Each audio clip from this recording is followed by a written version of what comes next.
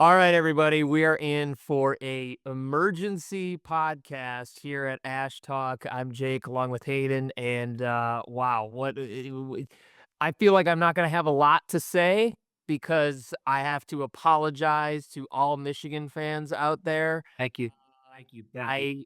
I'm gonna have to eat crow for this next podcast, but we felt like we needed to get an emergency podcast out there just of everything that's going on in college football. But the big thing that happened, obviously, was Michigan goes in to the shoe and upsets Ohio State.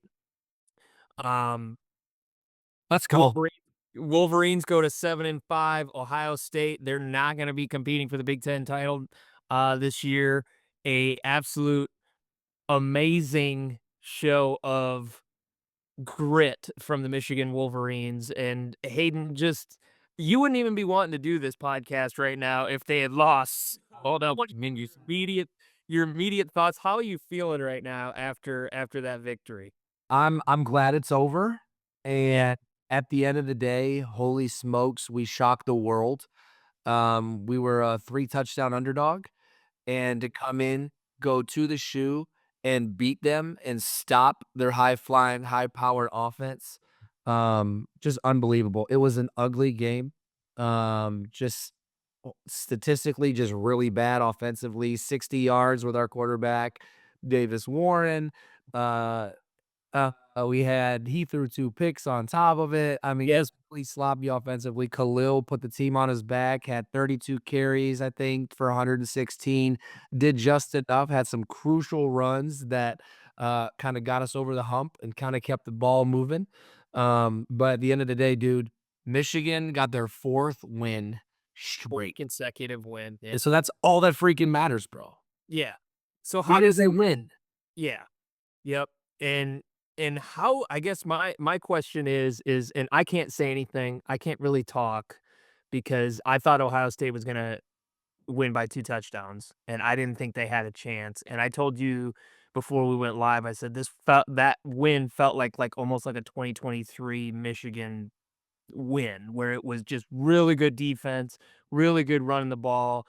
Um, they shot themselves both teams shot themselves in the foot numerous times. But now going forward, I mean, with this upsetting kind of the Big Ten balance of power a little bit and what we thought Ohio State kind of coming in and gonna uh, take claim of that Big Ten. Now they're not even playing in the title game. Um, what do you think this does? I mean, does it shift now where Ohio State, because I do have some thoughts on this, but I want to get your take first. Can Ohio State reclaim uh the dominance of the Big Ten? Can they get back out on top even after this total gut wrenching loss from the Buckeyes? I I think this next recruiting class is going to be essential for them. I think it will determine the trajectory for the next 5 to 10 years. Um, I think this loss may have hurt Ohio State's recruiting class, maybe a little bit. With Ryan Day now and all the talk with him being a coach when the end of the season's done, that's kind of up in the air. I Here's what I know as a Michigan fan. My phone's still blowing up from this game. Uh, even as even as a Michigan fan, here's what I know: Ohio State's always Ohio State, Yeah. and I don't see them ever going to the mid tier like Michigan has been. I see them as a top 3 team, no matter what. Although when you're talking power, when you're talking grit, when you're talking classic blue collar mentality, Michigan's always going to be at the top. E Um, but the high flying, spread them out, running guns, speed, sexy offense, Ohio State is gonna do that, and eventually that talent's gonna prevail, I think. I mean, what do you is that for me, it's like you're always it's like they almost play differently when they play Michigan. I don't for me personally, I feel like Michigan is now in the head coach of Ryan Day. They live Mental. rent free. They live in there rent free. I mean, you have 4 consecutive now granted, Harbaugh had his struggles too. He couldn't beat Ohio State for the first few years, but I haven't seen this big of a gap in talent between these 2 schools in a long time. And it's almost like Ohio State played totally different ball. They knew that this was their biggest rival. And I want to get your take on why do you think that is? Why is it that Ohio State struggles in this rivalry? Because in my opinion, I think Ryan Day's days are numbered. Um, at Ohio State. I think outside of them winning a national championship, he will not be with Ohio State next year. I think they're going to move on from him. I don't know what his contract looks like. I don't really even care. You can't lose to Michigan 4 straight times, and you can't be that competitive and not win a national championship. We'll get into the fight. I want to get your thoughts on that, but why in a little bit later? But why is it that Ohio State just struggles to beat them because they are clearly just that they are rent free in Ohio State's head when it comes to Michigan Wolverine football. And there were some of the commentators were saying today, I think we kind of hit it. Like, I think it's all mental and it starts with the coach. The way he approaches the game, you can tell he's really uptight. He gets conservative. He's playing not to lose. I feel like the pressure has gotten to him having lost 3 in a row. Uh, and that mental endurance is starting to wear, and I think it's affected his team. And if you're a player, you're a senior, you've not got the gold pants. You've not beat Michigan. It's hanging over your head. It's all mental. That's why these games can get emotional. And if you can't calm down and settle in, it's really easy to get beat by a team like Michigan. Michigan's gonna come in, they're gonna punch you in the mouth. Strong. They're stronger than you. They're not athletic. They're not better than you, but you make enough mistakes, Michigan will make you pay. They got all the momentum in the world right now against them. Yeah, and I think just look reading it from just as a casual fan because that's kind of what I am when it comes to this rivalry. I looked at Ryan Day and just his outward expression at the end of the game was like a lost kid that lost his mom at the mall. Like, he just looked bewildered even after the game, almost like I'm a dead man walking, and I wanna get your thoughts on the fight, but I will say afterwards but I will say that one of the things I wanted to touch on and tell you is that I don't know if you noticed it or not, but after the fight, after the players were involved, after they had to have, like, 900 security guards and deputies out onto the field to split them up, if you didn't see it, Michigan tried to plant the flag in the middle of the field. That pissed everybody off. And then there was a big fight and a big brouhaha. So as that's going on, they cut just for a split second. They cut to Ryan Day and like towards the end of the altercation, and he You said, should "Well, stand there. he verbally you could see on the screen say, well, what's going on?" What do you mean what's going on? What do you mean? Dude, your players are literally brawling at the 50-yard line, and you have no idea what's going on. I did see Sherrone Moore involved and some of the assistant coaches trying to pull players back, trying to get involved, and you have the head coach of the Buckeyes standing at the 10-yard line going, "What's going on?" Just bewildered.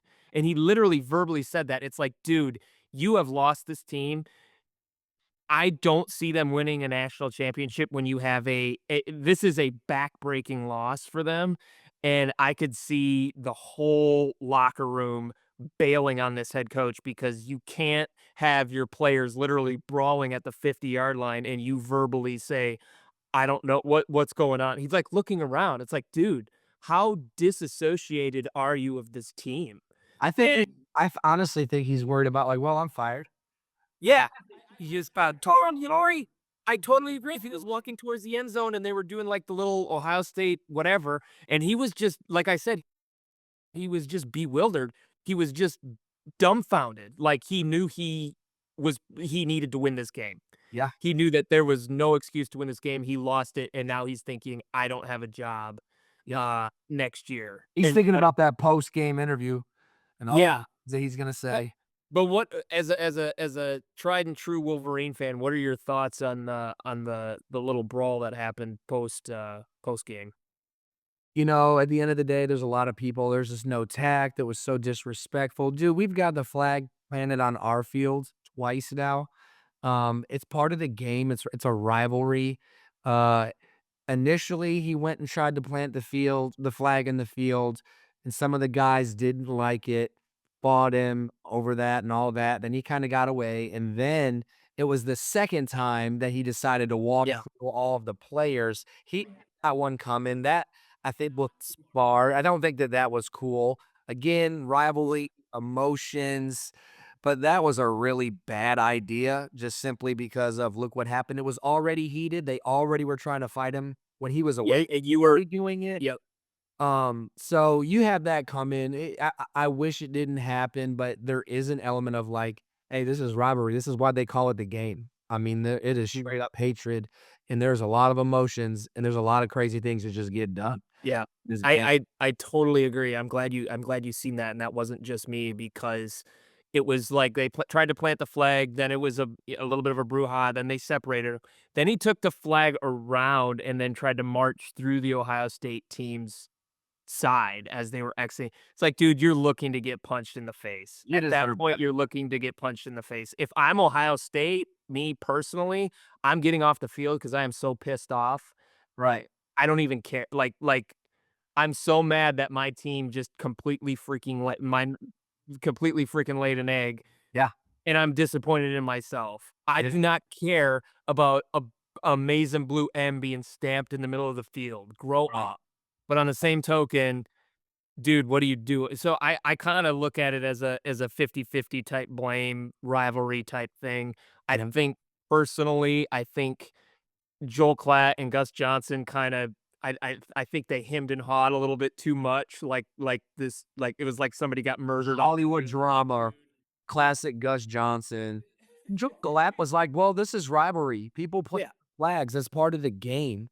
right. Then Gus is in his Gus fashion. He hates Michigan. He made so many comments today. I think the Michigan faithful are like so done with him. Which I love him. I love him, I still love Gus, but but so that that like, dude, you act like some a Wolverine executed a Buckeye on the field, right. Come on, with how, like, they sensational. disappointed. I mean, it was like Joe Buck, Randy Moss, Moon and the Packers type Right. disgusting act, and it's like, dude, this is not the first time this has happened, No. Yeah. and you know what? Um, it's college football, man. It's college football, and that's what happens, and, um, if I'm the team, I'm like, "You know what? We gotta go beat them. We have to beat 'em." Yeah. Um, but also don't march the flag a second time when it's already heated like that. You're just pouring gasoline on the fire. So, um, I just think it's a distraction from the game. yeah. Like, everyone's talking about that. Yeah, okay, shouldn't have been done, but, like, let's go back to the main point. Ohio State got beat by a bogus fraud of a team, one of the worst Michigan teams ever. Mhm. Their stadium when they were picked to win by 3 tuds. At the end of the day, that's what needs to be sensationalized. Right. So, just my 2 cents on that one. Looking to the future now. I mean, what do you do if you're I mean, this being a 4-game win streak is I st I said that the Iron and I take back what I said on Friday because I said the Iron Bowl was the biggest rivalry in sports. To me, there's so many big rivalries, it almost depends on where they each of them are, Yeah, because Auburn hasn't been competitive in forever, and Ohio State what's weird about this rivalry is Ohio State has been super competitive, but never able to beat Michigan, and vice versa from 4 years before these 4 years. yeah. Uh so, how do you go forward? I mean, is this still, um, with Ohio State? I mean, we talk a little bit about Michigan, but Ohio State going into the playoff, you're probably gonna have a playoff spot. What do you do now? I mean, how do you regroup and recruit and move forward? You you talking about just for this season or just, like, moving forward? Just for the end of this season and then the future outlook for both clubs. I think no matter what, at the end of the day, this was just a game. I know it's a rivalry, but you gotta let this one go tomorrow. You gotta Mhm. get back to work and earn some respect back and go shock Yep. the world and win it all. You just have Agreed. you know what I mean? Let it go. It's a game. You've only lost 2 games. It's a tough game, was a tough loss. Eat it and move forward, fix it, and go win a natty. Yeah. You're still Ohio State. You are a way better team than Michigan. You just made too many mistakes, and Michigan capitalized. Yeah. And At and the end of the and day. and if you're Ohio State, I totally agree. I think that's what you have to look at it as the only way you can get back at Michigan is go win a natty. Go And win. go win a national championship. That's how you have to fuel yourself to go forward for this year. Yeah, Uh, and I think if they don't, I drastically believe drastically is not the right word, but I fundamentally believe it will affect their recruiting. If they don't win it with the Ryan Day talk, and we're in the window of 30 days of yeah. signing players, transferring, all of that stuff. So, they don't mess around and go win this, it could be not good, catastrophic for Ohio State. Yep. So, for their sake, I want a good Ohio State in the conference. I want them to be who they are because they make the conference great Yeah. games, the Penn States, the Ohio States, the Michigans, the Michigan States, the Wisconsins, like, I want them to be good, but they better watch out. They go in here and get beat 'cause what's gonna happen is that they're gonna be a 5 or 6 seed, an SEC school, they're gonna host. They're gonna host like a Tennessee, and it's gonna be tough. They're gonna play 4 games. You know what I mean? They gotta prove it, and so, um It's so funny and it puts such an emphasis on rivalry games because now we talked a little bit about Ryan Day. Now go to the other side of the football. Look at Sharon Moore. I mean, we were talking about does this guy even have another year left at Michigan? Now, what does this do for his capabilities, not only for recruiting, but how does this reflect on him just as a head coach for the program's future and his coaches that have been under scrutiny all season. You know, does this is this a positive or is this a negative where they're just kind of with this big win, they're just kind of kicking their problems down into next year, or does this galvanize the entire the entire team and the entire coaching staff for Sharon Moore? What are your thoughts there? I think it galvanizes all the Michigan fans. I think it galvanizes the school, the program. I think, anytime you beat OSU, man, you're gonna go into the offseason excited. Yeah, with us already stealing picks, Because bringing now Moore's 2-0 now against Ohio State as head coach. Yeah. oh, dude, I mean, we are loading, I think, next year. I think he does need to get rid of our OC. I think he's a bad OC. He will be getting rid of him.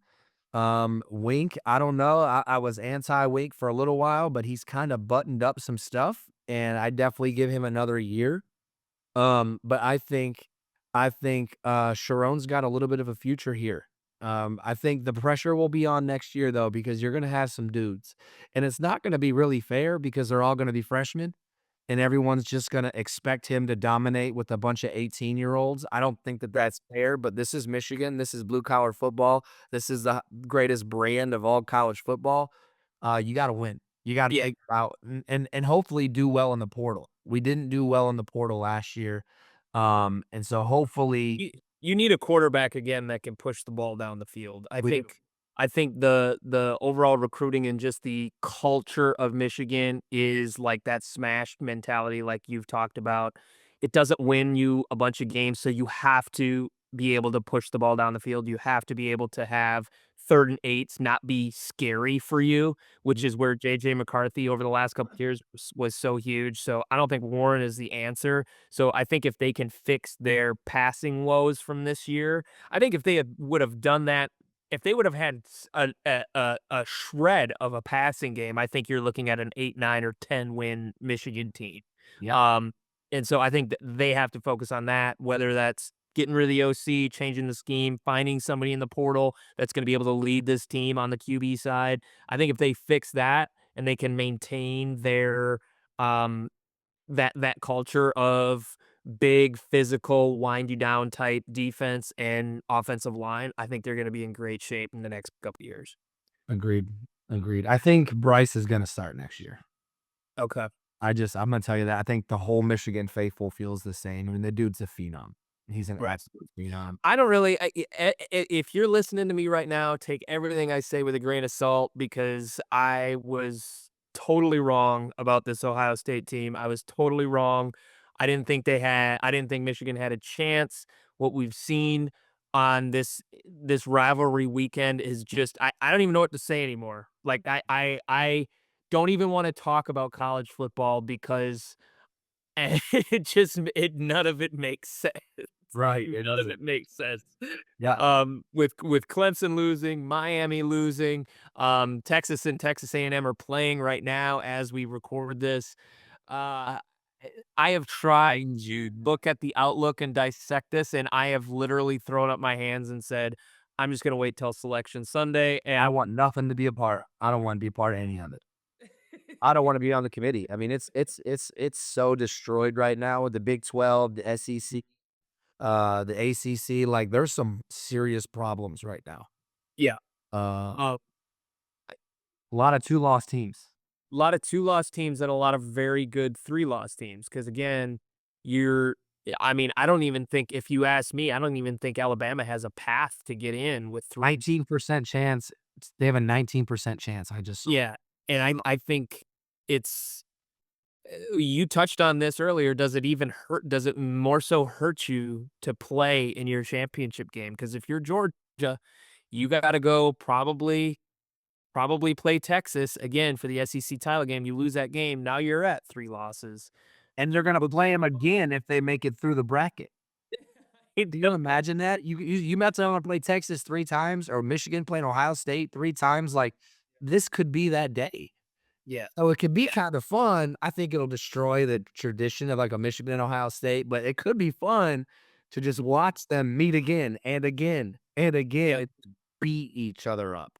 I think that Did you get a chance to watch that Georgia Tech game? I was 8 overtimes, unbelievable. I was I playing Georgia Tech, bro. I thought it was so good, and I knew Georgia Tech was gonna compete, bro. They are on Yeah. they are spoiling. You were dead on. I was like, "They'll be fine, they'll be fine." That is a well-coached, tough team, Yeah. and taking Georgia to the wire. I That quarterback should never have fumbled that 2 minute. It was over. They were Yeah, gonna win the game. yeah, The quarterback fumbled the football. yep. That was a lot. How many chances after, Yeah. to do something, and I had, like, hopefully everybody had a good Thanksgiving. Um, I had a phenomenal Thanksgiving, and I ate a bunch of leftovers on Friday. Woke up on that game, like, 10 minutes to go in the 4th quarter, and it was, like 10 o'clock at night, something like that, and Yep. I literally just sat it was one of those games where it's like you watch for, like, 2 hours, it goes to 8 overtimes, and then when it's over, you're, like, almost sad it's over Yep. because there was just constant drama, and so now, Georgia gets to go play for the SEC title game, we'll see what happens there. I wish I could dissect it for you, but we would be here all day, so I'm literally, like I said, to the point where I shrug my shoulders and go, "Let's just wait till selections." Yeah. Uh, It was a great game though, man. Oh my gosh. I'm Phenomenal. one for the books to watch. I mean, just an unbelievable game. But yeah, like you said, I better not sit there because if I go on that there's a lot to talk about there. I don't think people, including myself, expected this many, like, good quality elite teams or who we thought would be elite would have this many losses. Like, I felt like there would be so many more one-loss teams and Yep. possibly two-loss teams. Now you're, like, a ton like, everybody's either 2 losses, if not 3. Right. Um, there's only a handful that only have 1 loss, so it's gonna be exciting, it's gonna be fun. Yeah. Exciting stuff, bro. Crazy days, man. Crazy days. We got Texas up right now, 14-0, 7-minute goal and a half. So shoot, anything can happen. You're in the 12th man. I'm blown away that they're even up. But if they lose, now imagine you get number 2 lose, number Yep. 3 Texas lose, number 6 Miami lose. Yeah. Clemson's And out. now, I mean, if Penn State goes out and beats Oregon in the Big Ten title game next week, they got the number 1 seed, or they got not the number 1 seed, but a bye week Yeah. for the Big Ten. Like, I've actually nobody excited expected about that. that because I didn't know if Penn State was gonna play play them this year. And I was like, "Man, I wish Penn State would play Oregon." I think that would be Yeah, a cool matchup. And so they yeah. actually are, and I think everyone's wanted to see it. So that'll be cool to see Oregon play the juggernauts. I mean, to play the Ohio States, the Penn States, the Yep. Michigans, the you know what I mean? So that like, that's pretty cool that they're gonna play some dudes Mhm. this year, so, yep. Yep. But anyway, holy Cool. Holy cow. We just had to get in here and talk, and Hayden had a lot to get off his chest, especially after that big dub. I did. So, Hayden, any final thoughts you wanna leave with the audience? Go Blue, can't wait to play, I can't wait to play, Kent State in the It's the hair care tire bowl. Hater Care Tire Bowl, exactly. So, really excited about that. So, fun stuff. Go Blue. Go Blue. Alright. Alright, well, we'll see you guys, later on next week. Thank you for joining us for this emergency podcast of Ash Talk, and we will, talk to you soon. Peace out, Girl Scouts.